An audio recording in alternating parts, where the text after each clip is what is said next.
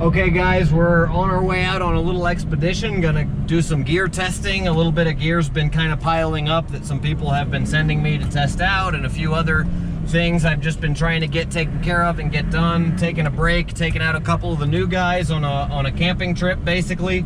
And we're actually, where we're going right now is known as one of the most dangerous areas in Honduras, and the reason for that is because there's been a long-standing Hatfields and McCoys style fight between two families, and they have now since killed off almost everybody from both families, and it escalated from there to being a little run. It's correderos, and it's a little small run through of a village.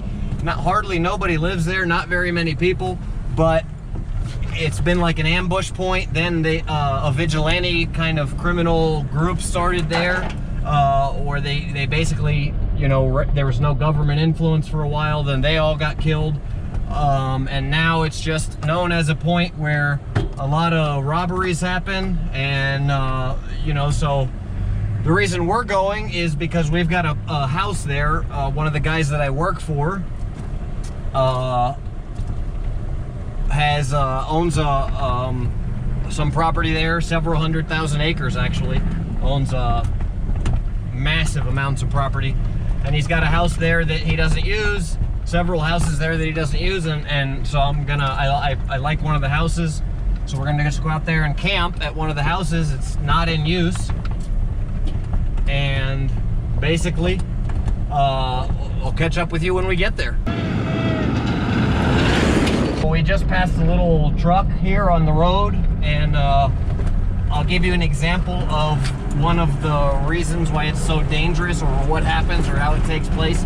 We just passed a truck on the road on a bridge, and I came up next to him, and he was loaded with cardamom and coming down from the mountain, and the front of his truck was filled with bullet holes, and you could see you know, basically the bullet holes, and I had to reverse back down the bridge so he could cross. But those examples of those bullet holes, what happens is, when you're passing through this area with a load full of cardamom, which at this time a Hilux pickup truck with the bed filled with cardamom could be worth $50,000. So, you know, here in a third world country, that's just an insane amount of money, and there's no mark or stamp on the product, so it could really, you know, easily be stolen and basically sold for almost the same price, a little bit less maybe, but there's no real big loss of profit or anything like that. And what happens is, we're going up a mountain, and there's mountains you can see down and up. You know, we're on a mountain road, so what they'll do is they'll sit with a rifle, AK, or you know, sometimes, depending, not everybody has, you know, automatic weapons and stuff. Sometimes it's just any kind of a rifle, but they'll shoot down into your car and you know, either kill the engine block. That truck had bullet holes all in the hood and stuff. I'd imagine that obviously the truck's been repaired now and is running, but I'd imagine that those bullet holes where they hit would have killed the engine. They were very large holes, looked like AK, definitely something 30 caliber, but that's how they'll stop the vehicle. And you know, if we were in that situation, all I could do is run the vehicle full speed that I could run it right now, and run these trails as hard as I can, which is also dangerous because you can fall off the side of the mountain. But that's all, you know, the only thing I could do. There would be really nothing else that I could do, and it would be, you know, an ambush scenario. You can't, they pick the area and you can't really shoot back or anything, but your best option is to just get out of there as fast as possible. So I wanted to give you guys an example of that. Just kind of passed that guy on the trail, and wanted to tell you that was an example of how it can be dangerous out here. Anyway, we're on our way still on our way to the campsite.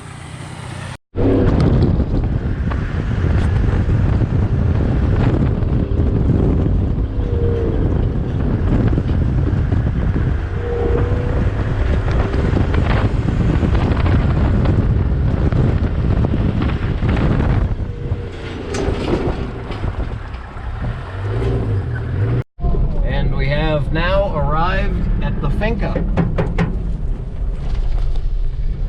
¿Qué onda? ¿Cómo está? We're now searching for the mayordomo, or the groundskeeper, and he's off property. Well, he's not off property, but when it's such a large property, it could take 20 minutes to find him. But we're searching. We've talked to a couple of the workers, and he's supposedly in here. It's, they say, up and around the corner and up the mountain, and you turn left.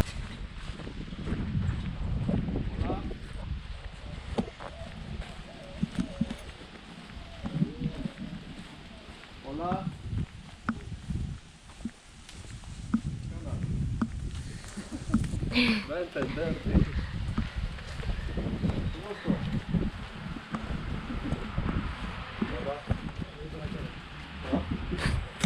So basically, this lock is so old, or not necessarily so old, it's a semi-recent master lock, but nobody's got the key for it. The key's been lost. So I'm gonna see if I can use a bone hawk to break the lock.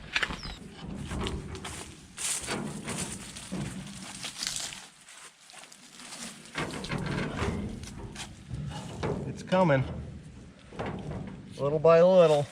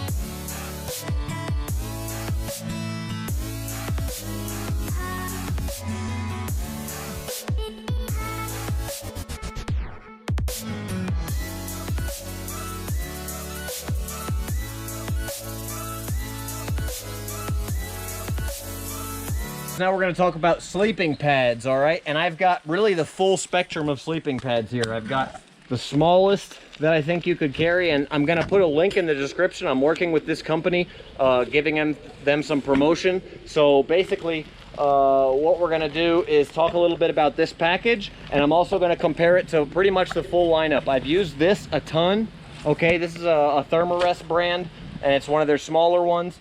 I've used this a bunch. This is just a military surplus, and this is the newest, biggest, most BA Thermarest that they make. I'm gonna try this out for the first time today. I'm getting a little older, back problems, knee problems. I can't even really sleep in a hammock anymore because of the knee pain, so I used to just bring an Eno hammock. But I'm gonna compare all of these. We got 4 people camping today. We got one tent over here we just put in. Mostrar la campamento. And we've got another tent over here. Basically, also both ends of the spectrum, one of the lower end and higher end tents that we've got here. So I'm gonna open this.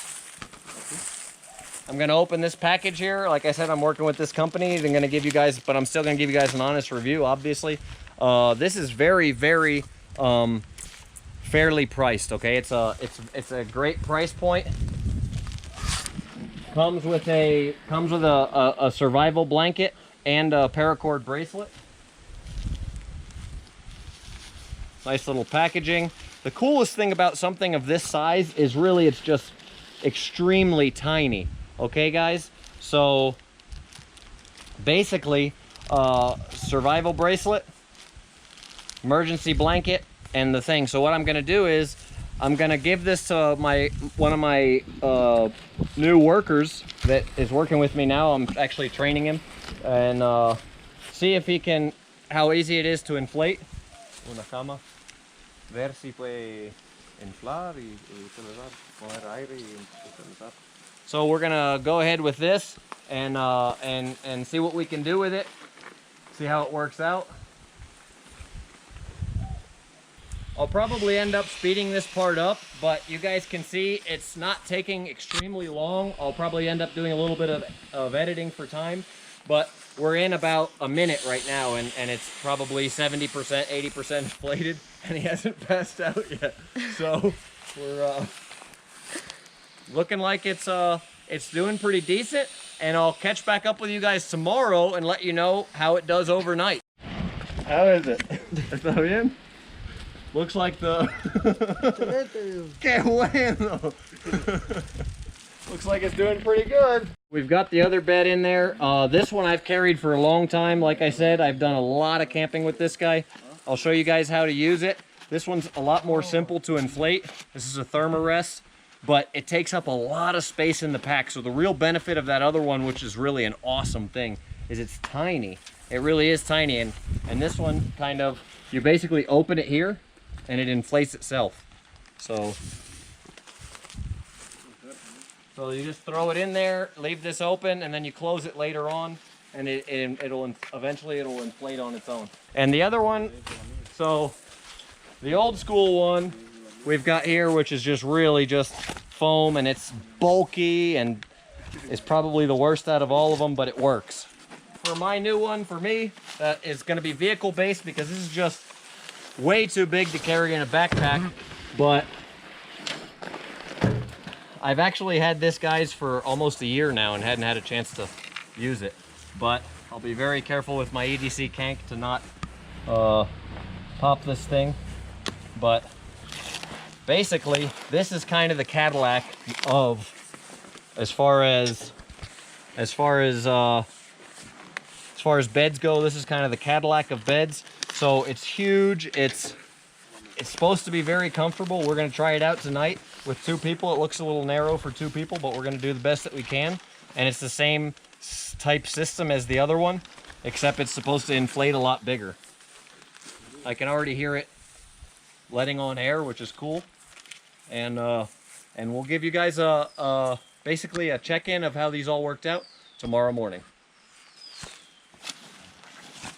This is a new chair from Helionox. Well, actually, there's a newer model now. It's been a year since I got it, and haven't had a real chance to test it, but we'll see how it works and what it does.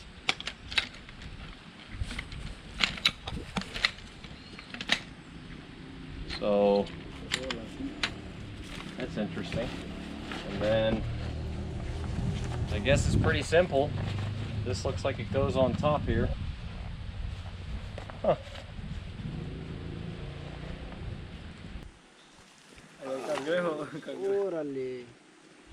Pretty cool. Pretty cool. And this thing weighs like a pound.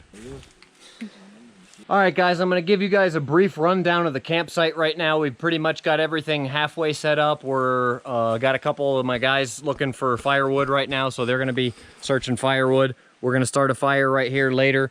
Tent number 1 is set up here. This is the cheapest tent I could find, really. And I actually got this in country at a little what's the equivalent of an Ace Hardware in San Pedro Sula, Ace Famosa. And this is like the baller edition, basically a big Agnes. I don't have it set all the way up with the rainfly, because I'm probably going to pull the rainfly off because it's going to be really hot tonight. I've got my cooler here and my Pelican case. Pelican case is mostly for my camera gear. Some fishing stuff's in there, other things, but the cooler here, obviously, that's cold goods. The expedition vehicle, as you guys know, loaded out with gas cans. We've got a new compressor set up in there. We'll show you guys this outing. All of the cables and winch, front and rear. Got the high lift jack and all of our tow gear, snorkel, custom built snorkel, along with the roof rack, roll cage, rock sliders, all tied in here. Extra tires, all steel, custom built. We built this entire rear thing. Got the water here. All of our cooking gear and sleeping gear and everything we have fits in these 2 drawers back here. This doubles as a seat. Basically, a little bit of that's the campground. That's the setup there. We're about to just kick back, put on some music, and kind of just enjoy the area. This is a beautiful little spot we've got here. I'll show you guys. We're right on the river. There's a house here. We can stay in the house. It's just an abandoned house of a friend of mine. As I told you guys earlier, a guy I used to, or still do some work for. And down here's the river flowing through the creek. There's some plantains over here. Oh, wow. Okay, and right here, this used to be, I believe, an area to either wash or cook or both. ¿Y eso? ¿Qué es? ¿Para cocinar o para limpiar? Pila. I think it's the, and the crazy thing is out here is we have just water. I don't know if you can see right here. There's water just 24 hours a day. Fresh water out here all the time. We've got all kind of natural fruit trees out here. So we've got all the food we can eat, all the water we can drink. There's some plantains, mountain plantains right here. So natural food and water out here 24 hours a day. And like I said, just a pretty great area, pretty cool, pretty awesome. If we wanted to, or if, I don't know, weather got absolutely terrible, we could go in the house right here, which is just, there's really nothing in the house, but you know, it's just an empty house for right now. But we could stay in there if we wanted to as well. And also, guys, like you guys, as you guys know, we do the 4x4 exotic 4x4 tours. So if anybody wants to come down, this is one of the options that we have to take people.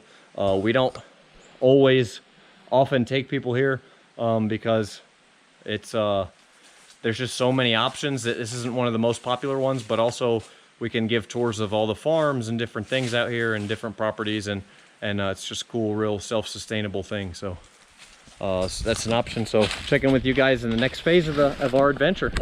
Our food for tonight is prepared. We've got some canned foods to make everything easy for tomorrow. Jalapenos and chicken sausage I like to mix in with tortillas.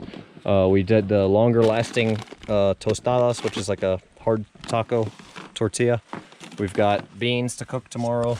I've got all my cooking gear in here, so we'll get into that tomorrow, but pre-cooked stuff is right here, and we're preparing that, and that's what we're doing right now. So as I was telling you guys before, there's an artesian well here basically, or just water flowing down from the mountain from we're very fresh at the source. This river's been tested here and it's extremely pure, which is very rare for Honduras, but we're way out here in the mountain. There's no cell phone service, there's no nothing, just pure water coming right out of the river, right down from the mountain. And this is a pretty cool thing right here. You guys will probably really like to see. This is at least 100-year-old, really old school kiln, basically, where they would cook bread and make tortillas and things of that nature. And all of this is an area right here where you can cook really cool old school, which is still used, as you can see, still used occasionally, and pretty cool stuff. Right now I'm trying to teach these guys how to make a spoon or a eating utensil, and he's making one right now with a tomahawk.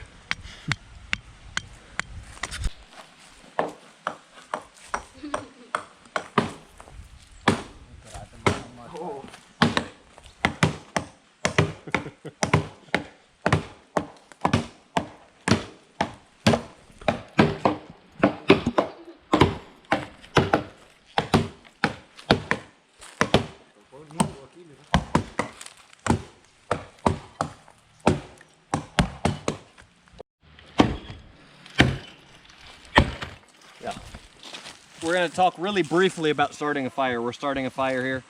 You want to start with the lightest, driest thing you can start with for the purpose of surface area and for the purpose of getting the fire started. Basically, we've crushed this up, like I said, surface area, and then we're going to take the next thing and kind of pile it on top. We're going to do a pyramid. There's so many different things you can do with fire, but we're going to do a pyramid.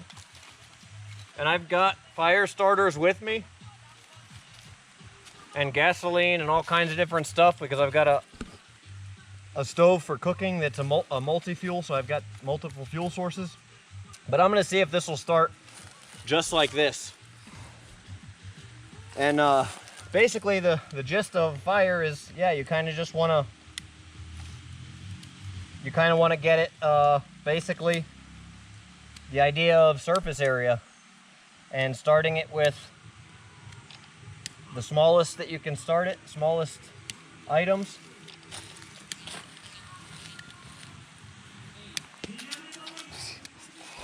And go from there. And if this catches here, then I'll put a little bit thicker and a little bit thicker and a little bit. Everything here is dry.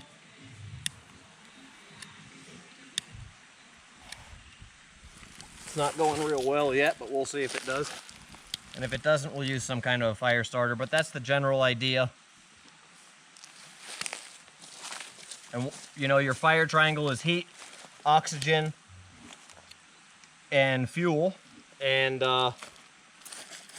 the idea behind oxygen and is the surface area is that the oxygen can get in there and get to it. So now I'm just trying to build the heat up in the center enough to where this will all catch. See if we can do it here. Got my Zycar cigar lighter.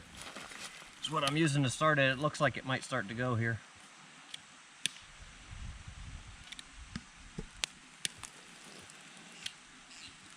If this smaller stuff will actually start to catch this bigger stuff, then the heat will build up enough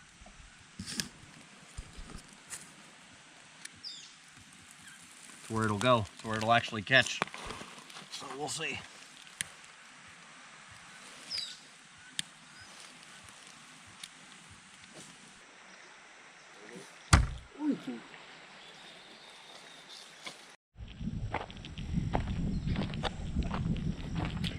So my friend has some buffalo just for fun, and not the American buffalo kind that you may be familiar with, but water buffalo, or Asian buffalo, I guess.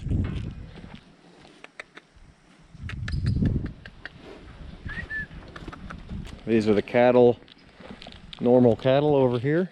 Hi, baby. These are the baby calves over here.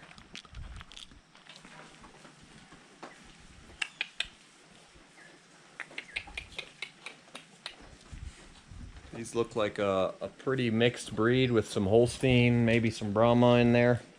As you can see here, there's a Holstein milk cow, may not be purebred, doesn't look purebred. There's a big Brahma bull in the back here. Big, good looking Brahma bull right here. And some mixed breed cattle. Here in Central America, the people really like the Brahma meat.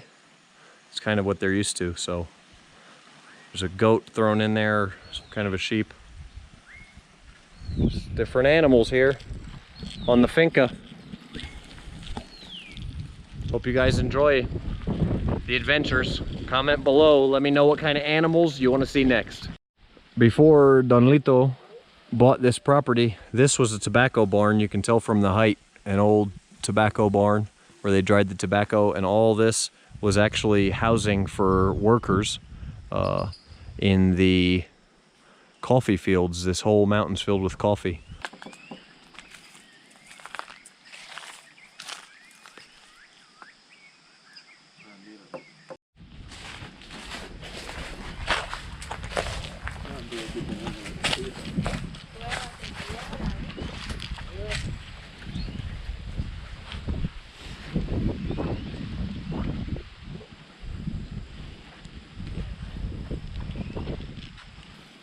Cuidado.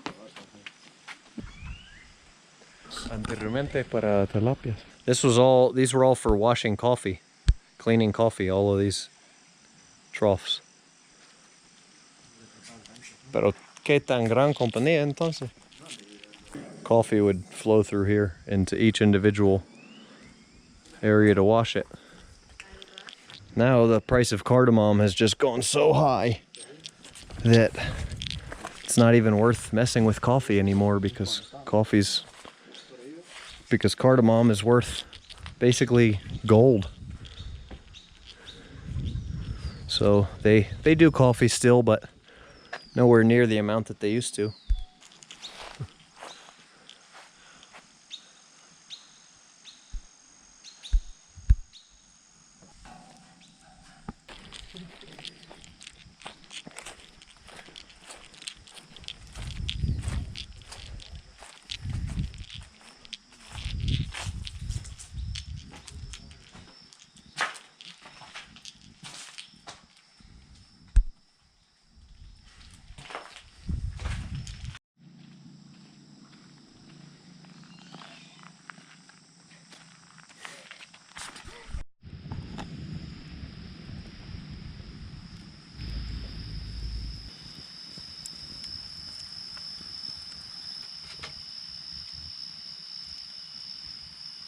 Qué rico.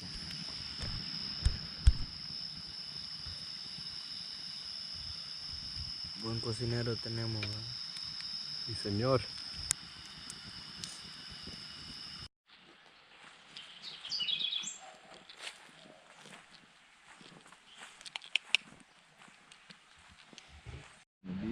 Buenos días.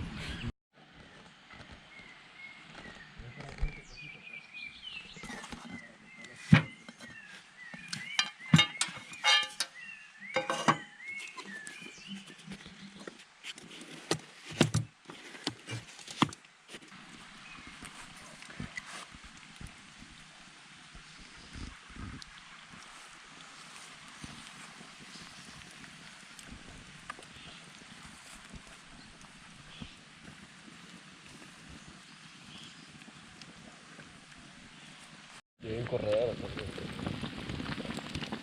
Todo parte de...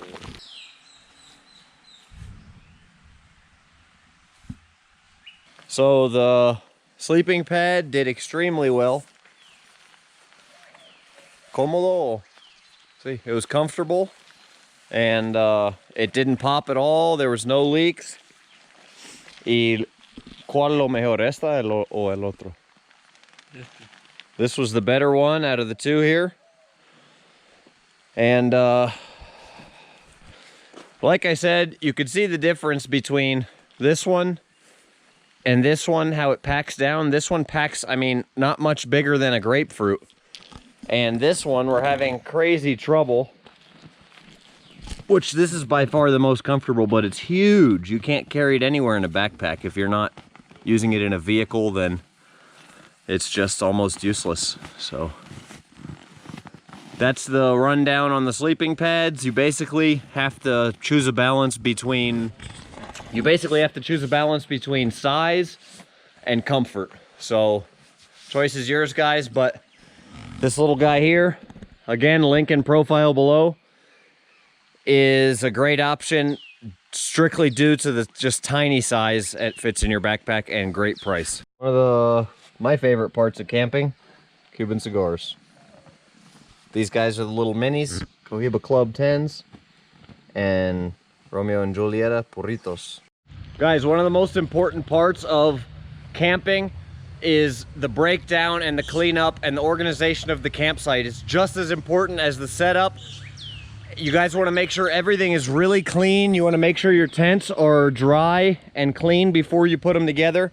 You got to do a good job, sí, está bien, rolling up the bed rolls and the tents and putting them back in the correct fashion so they can fit back properly in the bags. So, you know, with the bed rolls, you got to take your time and make sure they're deflated so you can fit them in the bags. Make sure you clean everything, because the next time you go camping, guys, you're going to have a whole heck of a problem if you don't clean everything well. Again, a little quick shout out. These guys are 4 years old now. Approximately 4 years old, these Tomahawks, and they've been on a lot of camping trips. Bone Tactical Tomahawks here. This is a breacher and a this is an M1 actually, and a breacher. They're quite different now than what you these are quite different than what you will see shipping in stock and shipping now.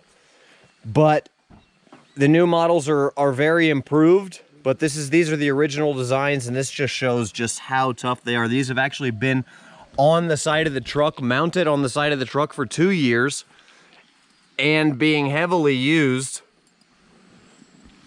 on overland expeditions throughout Latin America, all through the United States. I've had these on hunting and camping in Alabama, Florida, Georgia, Utah.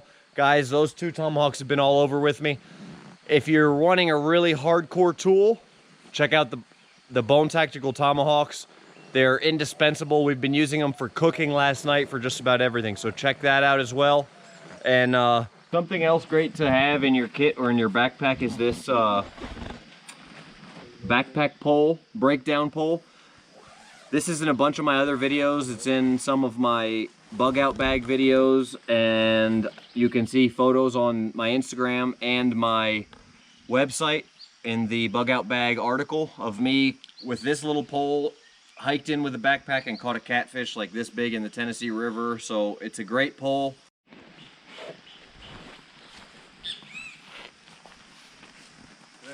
Sí, está bien. Okay guys, the tent I was using is the Copper Spur HVUL from Big Agnes. Like I said, I use their, this is a 2-person ultralight backpacking tent, 3-season freestanding. Awesome, awesome tent. I'd highly recommend it. For hot environments, all of this mesh in here is great. And then the cover here, it rained last night and was pretty cold actually. And we loved it. So that was the tent I was using. I told you guys I'd shout out the brand. The other tent was just the cheapest tent I could find, and it actually did just as good and was like half the price and almost exactly the same size. It was just something I picked up at a local store. So I think you can tell the sizes here versus this is like a $400 tent versus like a $100 tent or something like that. So this didn't even come with a bag. So, I mean, it's not a whole lot different and better, but, I mean, there's some definite differences to the Cadillac model versus the Ford Pinto model. But this is 100% usable and worked great. Okay, I'll give you guys a little sneak peek into what I'm carrying right now. I just had some new tool bags made, so I'm missing a bunch of my tools. I'll show you guys those in a future video, but I've got some tools here. If you're running beadlocks, method race wheels, beadlocks like I got, you want to have a torque wrench on board. So just don't think about the rest of the tools because I've got a bunch more tools that normally go in here. I keep spare fuel filters and oil filters. Okay. Also, 2 spare oil filters, 2 spare fuel filters, always OEM. I've got all of my compressor stuff in here. I've got water and fuel pumps in here. Zip ties, lots of stuff like that. Emergency kit, which here in Central America you have to have legally. One of the most important things, high lift jack base plate. If you're going to run any kind of an off-road vehicle, you want to run a high lift jack. If you're going to run it off-road, then you want to have a base plate so your jack doesn't sink in the mud. I've got the original jack stuff here as a backup when you know, one is none and 2 is 1. So think that. I've got my high lift kit here with a Halligan tool, shovel, axe, all that kind of stuff, tire plugs and gloves and all kind of different emergency breakdown stuff in here. So that's this one. I keep 110 in this one, and I'll show you the other one here in a second. Okay, in continuation of gear that's in the vehicle, obviously spare oil. All of these 3 packs here, 1, 2, 3, the write-ups are on the website for the bug out bag. But also, all 1, 2, and 3 of these videos are on YouTube as well. So this is a 1-day scout pack, 24-hour pack or a scout pack. This is a 2-day or 3-day pack, okay, for longer term scouting. And then this is more of a bug out bag, really true 3-day pack, okay. Got 3 months of dried food in here. This is a bag I had made out of Cordura. I've got 3 months of dried food. And I got all of my cookware in here, or some cookware in here and more cookware here, truck-based cookware. I've got Optimus stove in here, multi-fuel stove. And the rest of the stuff you guys have already seen.